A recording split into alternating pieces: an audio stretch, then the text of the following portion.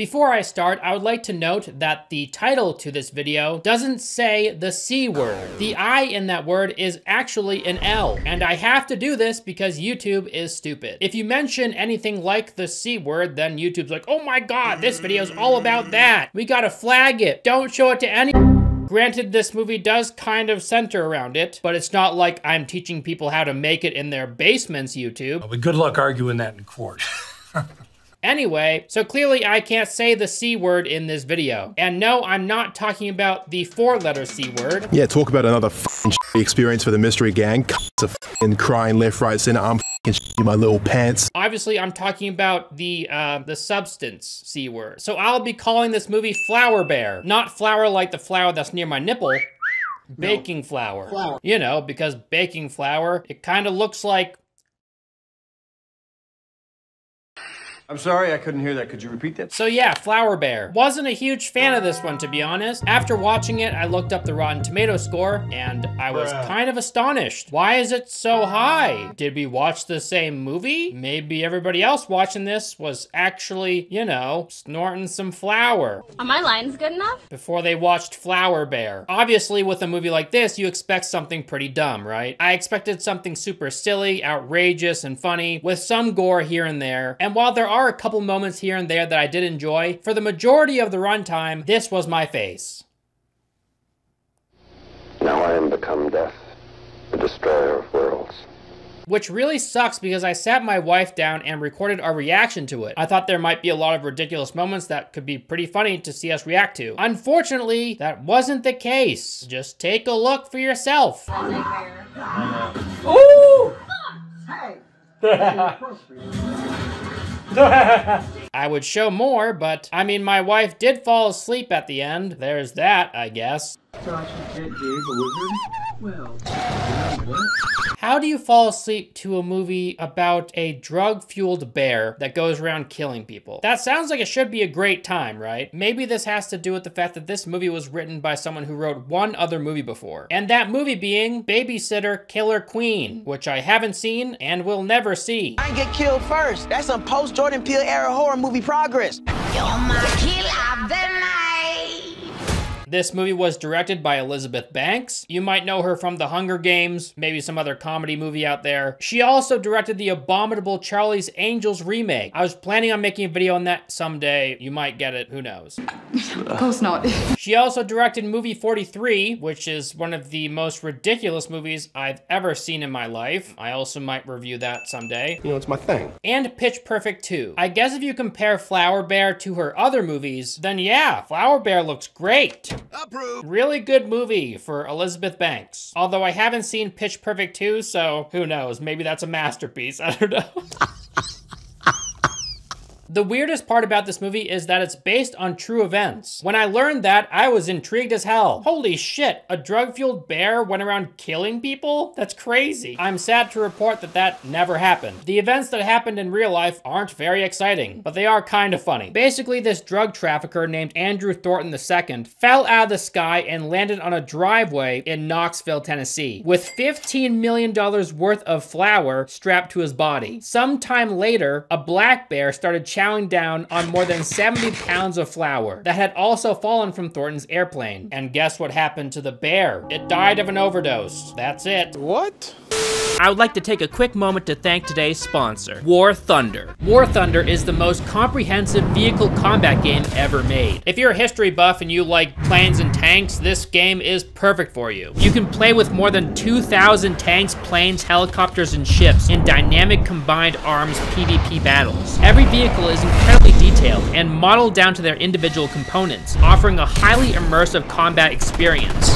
Play for free now on PC, Xbox Series X and S, PlayStation 5, or the previous console generation. The collection of vehicles in War Thunder spans over 100 years of development, from the 1920s to the present day. Whether you're looking for a fast, action-packed match, or a more realistic and tactical experience, War Thunder offers both. You can find intense PvP battles at various immersion levels for all playstyles. This game has one of the most dynamic and detailed vehicle damage models in gaming. No general hit points, vehicles suffer actual damage to their components and crew instead. There's a damage X-ray mechanic that shows exactly what happens to you or your enemy vehicle as it's damaged or destroyed. This game has incredible graphics and detail in 4K resolution. Authentic sound effects and beautiful music create an atmosphere to fully immerse yourself in. What I really like about this game is that you can choose which country you play for, like the USSR, the US, etc. And depending on what country you choose, they have specific tech trees, which will allow you to use tanks and planes from that country. So yeah, like I said, if you're a history buff and you like tanks and planes and stuff like that, you're going to love this game. So play War Thunder now for free on PC, PlayStation, or Xbox, using my link in the description. If you're a PC player, then you get an extra bonus. Lucky you. By clicking on my link in the description, you will get a large free bonus pack, plus multiple premium vehicles, a premium account, boosters, and much more. Thank you so much to War Thunder for sponsoring this video. I really appreciate it. Now back to the review.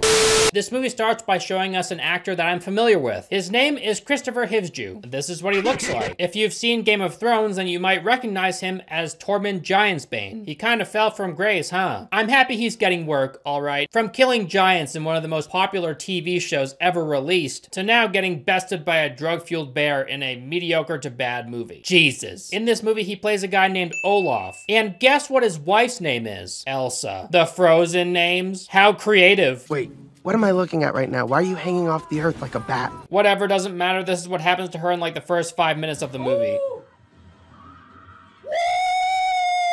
Yeah, that's what I've been waiting for. That's what it's all about. And then we get introduced to way too many characters. Now, I know in a movie like this, most of these people are just supposed to be fodder for the thing that kills things, right? But in this movie's case, they very bizarrely try to flesh out some of these characters, but not in a way that makes me legitimately care about them, in a way that bloats the movie and irritates me. There are movies out there that can pull off a bunch of characters. This is not one of them. Shut up. There's the drug traffickers, the cops, this random family, a random gang, a park ranger and her boyfriend, there's paramedics, there's just a lot. And all of these people are fighting for screen time. It's not like some of them are just random background characters. They all have lines and they're all trying to get their moment to shine. With a very skilled writer, maybe this would have worked. Of course, that's not what we got. There are some skilled actors in this movie. Ray Liotta gives a pretty good performance here. Rest in peace, King. You'll be missed. I think one of the main problems with this movie is that most of the characters are one-dimensional. The children are just stupid children, trying to impress one another, and that gets them in trouble. There's a good cop, and then there's a, come on audience, fill in the blank, you got this. There's a corrupt cop, yes. Of course. The drug trafficking characters are just stereotypical drug trafficking guys that you've seen in a million different movies and shows before. I'm more than a drug dealer. No, you're not. Also, this movie spends way too long trying to set up everything and get all the characters into one spot to be killed by this bear. Why weren't they all just in this one spot to begin with, and they could just comment on why they're there, and then we can get to the good stuff? I don't want to sit through half an hour or 45 minutes or however long it is and watch these characters meander and do a bunch of dumb stuff that is not entertaining at all. Although the beginning of the movie isn't too bad. It starts with the drug trafficker guy smacking his head on a plane, and it knocks him out as he jumps out. So all the flour lands everywhere for the bear. Ranger Liz, played by Margot Martindale, was pretty funny. I think that's mainly because she's a pretty funny actress. Next card. Murder him! I didn't mean to, I'm sorry. You're sorry. Jesse Tyler Ferguson's character Peter was okay. He plays this weirdo environmentalist. The only thing funny about the cop characters is this one cop's dog, Rosette. In the beginning, they talk to each other, and the female cop thinks that he's hitting on her when he's really just asking her to watch his dog, and his dog looks ridiculous. It's like an all-white Shih Tzu with a bow in his hair, the girliest dog imaginable, and yeah, it got a laugh out of me, I gotta say. I have to go to Georgia for a Thornton. The dog is pretty funny. It has like curtains hanging off of it. It's a pretty funny looking dog, dude. What do you want me to say? One of the drug dealers is in mourning because a character that we never meet had died. And they dragged this out for way too long. It's not funny, it's just random. And I'm pretty sure the only reason they did this because he got a tattoo of this person's name on his chest, but it says a completely different name. It says like John or something. They probably stenciled this tattoo before giving it to him, which means he read the name John and got the tattoo. Maybe the people making this movie don't know how getting tattoos work. I'm sorry, but there's hardly any way that he could get a misspelled name tattooed on his chest. If it was on like his back or his butt or something, maybe if he was a complete dumbass, but on his chest, there's no way he wouldn't notice. I'm just saying. Ranger Liz won't let this doofus have a green lollipop for some reason. No idea why. The green one. This is a red one. Yes, ma'am. She wants to impress Peter, this environmentalist weirdo. You got a dusty beaver here, Ranger. Yeah, well, I'm working on that. He's against smoking. He doesn't like it. In fact, he brings in a Smokey the Bear cutout. He's very much against smoking because smoking causes forest fires. And he smells smoke in the room. Liz was the one that was smoking, but she blames it on the doofus. Even though Peter could definitely smell it on your breath, like they stand right next to each other, he would be able to tell. So these two children find a brick of flour and they start eating it to try and impress one another. Very bizarre. They do spit out the flour, but still. They get chased by the flour bear and mauled to death. Just kidding. Which honestly probably would have been pretty funny because it would have been very shocking, right? No one would expect that. They're not about to kill kids in a movie like this, I don't think. I'm guessing some people would be upset by that. So they just make the kids magically escape the bear. One kid climbs up a tree and the other one just hides, I guess. Not sure how that's possible, but sure, they escape the bear. And then there's this group of delinquents named the Pube Gang. Ranger Liz calls them this early on in the movie. Gang of pubes. Teens, delinquents.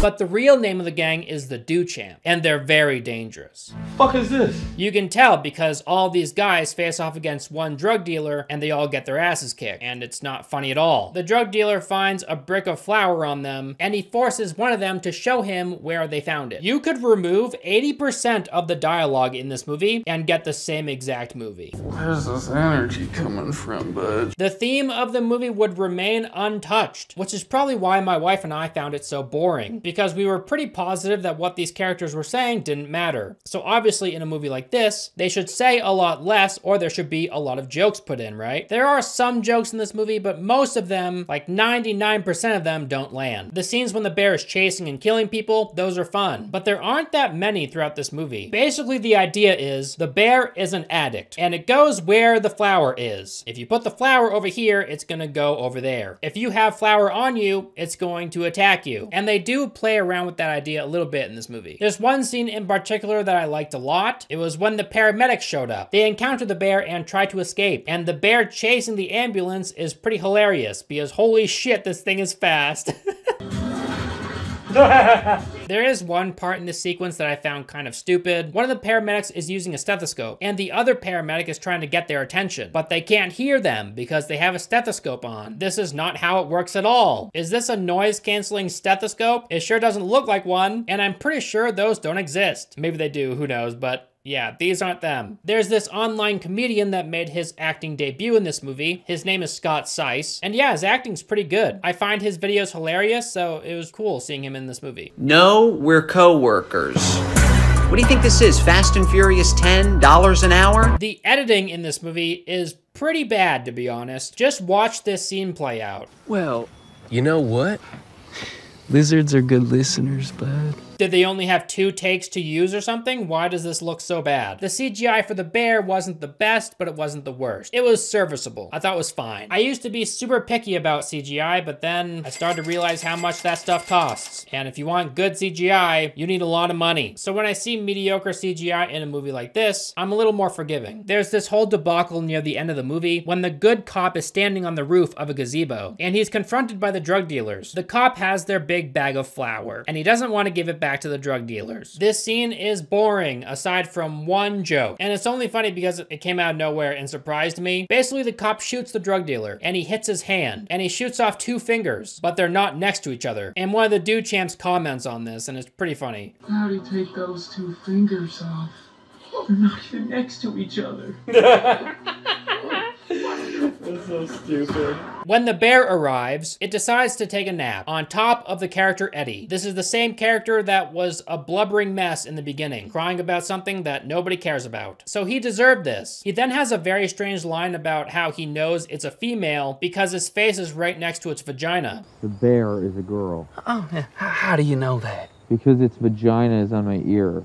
which is impossible because look at how the bear laid on top of him. Whenever someone has a massive wound in this movie, it's not gushing blood for some reason. It's very bizarre. The ending of this movie I hardly even remember because by that time I had almost completely checked out. All I know is that it looks like the show Ozark. Everything is very dark blue. It looks like a big bruise. I also remember that the bears end up killing Ray Liotta's character, the drug leader guy. That happens. And the only thing I remember about the very end is that there's something to do with the cop's dog. I remember someone is gifted the cop's funny little dog. I like the funny little dog, okay? It's cute. Overall, wasn't very impressed. There is this one pretty funny scene of this bear who's climbing up a tree to get one of the kids. Peter had climbed a tree right next to this one, and a bunch of flower puffs in the air. And the bear sniffs the flower, and it jumps off of that tree and climbs up Peter's tree in like half a second. It just zooms on up there and kills Peter. That part was pretty funny. For the most part, I found this movie very boring, which sucks so much because I had high hopes that this would be a pretty fun time. I laughed a couple times, but I will never watch this again. Thank you guys so much for watching this video. I really appreciate it. Shout out to all my patrons that make videos like this possible. I love you guys. That's everybody scrolling up the screen right now. Look at all these legends. They're all so cool. Wouldn't you like to join them? You sure can. If you like cool clothing, go over to alienclothing.com, my personal clothing brand and the coolest clothes on earth. You can even get this shirt there. That'll do it, guys. I'll see you in the next one. Bye. Thank you so much for watching this video. Don't forget to download War Thunder, the most comprehensive vehicle combat game ever made, with more than 2,000 tanks, planes, helicopters, and ships. Play free now on PC, Xbox Series X and S, PlayStation 5, or the previous console generation. Just click my link at the top of the description.